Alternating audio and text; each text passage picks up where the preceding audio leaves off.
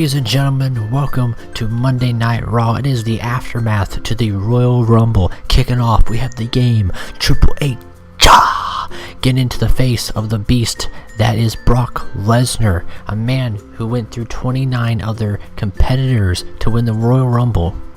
And in less than 2 months' time, at WrestleMania 21, he will go against Triple H for the World Heavyweight Championship. Of course, tonight they're getting back at each other's throats.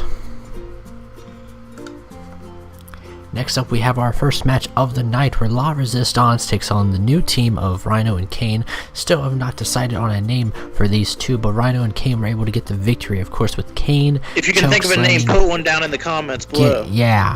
Kane chokeslamming Robert Conway all the way to hell.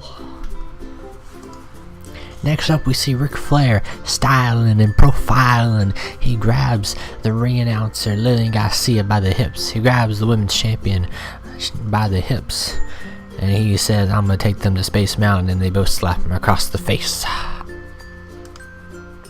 Next up, we see Chris Benoit, the crippler, that is Chris Benoit, take on Randy Orton, the legend killer. In a first blood match, Randy Orton was busted open with his crimson mask. Next up, we see the Dudley Boys. They're hyping up a new tag team that's coming up from OVW. They're hyping up the Second City Saints.